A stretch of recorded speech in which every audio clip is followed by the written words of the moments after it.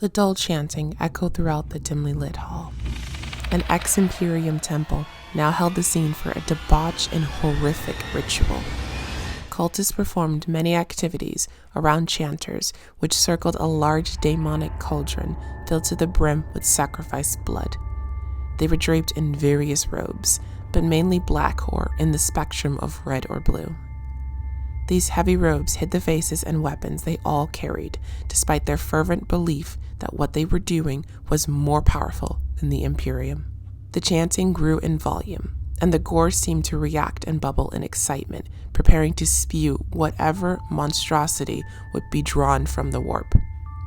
None of the cultists present had a sense of what they were actually doing. To allow a warp entity into the material realm was an extremely dangerous process. Luckily, or unluckily for these cultists, they had a guiding hand. From the bowed cultist perspective, they spotted a few slender fingers appearing on the rim of the cauldron. Slowly, a few tentacles sprouted from the viciously bubbling crimson. They rose, slowly attached to a humanoid head. No nose was present upon this otherwise perfectly formed face, and lively purple eyes seductively gazed upon the cultist who had performed many acts of depravity. The lips parted to give this creature a shallow gasp of air as its neck cleared the line of blood. The tentacle, shining with gore, snapped back against her head and down her neck, mimicking hair. A claw rose out attached to her left arm, and some amongst the crowd reacted with fear, while others reacted with an overwhelming sense of awe. She memorized their faces. The rest of her perfectly formed body slowly followed, and once her waist became clear of the cauldron, she stepped out, revealing large avian-like feet and forelegs. She took a deep, sensual breath as the cultists finished their chant, locking her into this world for as long as her will allowed. Her gaze hit an all-present, and a smirk appeared across her face, realizing that all her followers were fixed upon her otherworldly form. She began caressing her skin with her claw, while she made an eerie, bird-like chirp.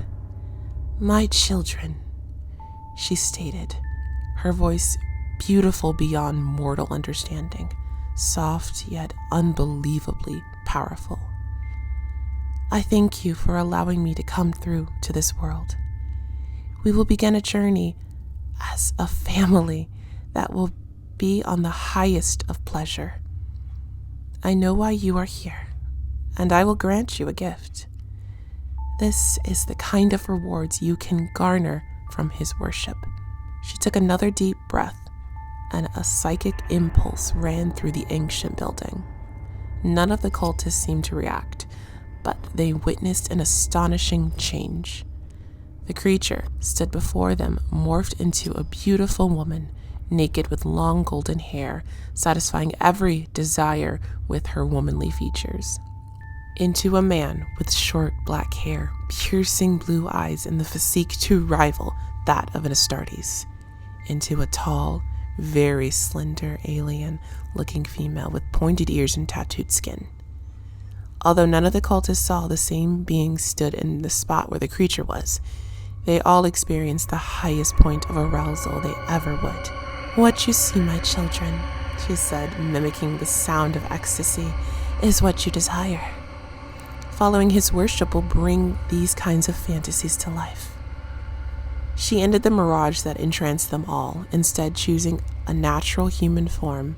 Although far more attractive than most, there seemed to be no sense of unholy grace.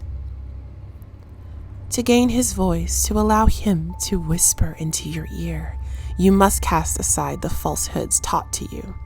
The Prince of Darkness is watching as you make this oath. Now, she yelled, "Who is the enemy of mankind?" "The Emperor," all cultists yelled in unison.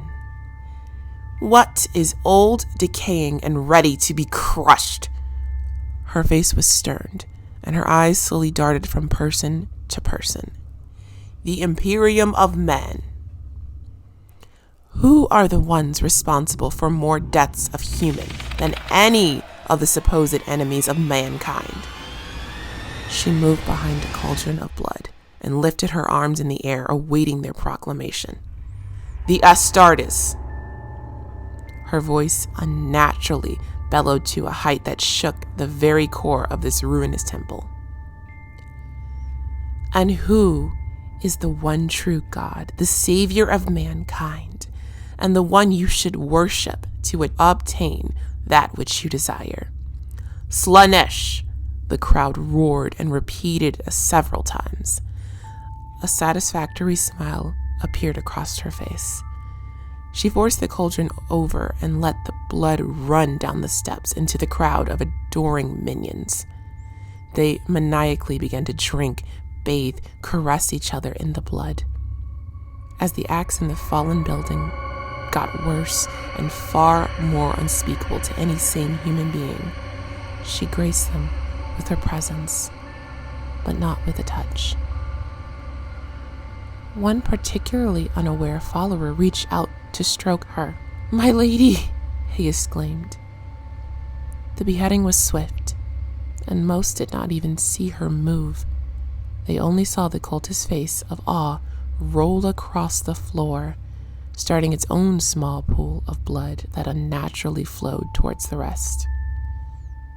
She stared at the life force of the foolish mortal who dared to lay an unwanted hand upon her perfect human form. "It's Mistress to all of you," she said, her face stern and the monstrous claw reverting back to the guise of a human arm. "Don't start indulging in all of your whimsical fantasies just yet. I require one of my dear sisters here with me." Her eyes returned to their natural purple distinction and scoured the crowd. "Begin with the process," she stated with a void of emotion that sent chills to many of the cultists who couldn't help but obey. She sat upon the prepared throne with a satisfactory smile as she watched the pitiful lesser beings going on about the requirements to make the next successful summoning.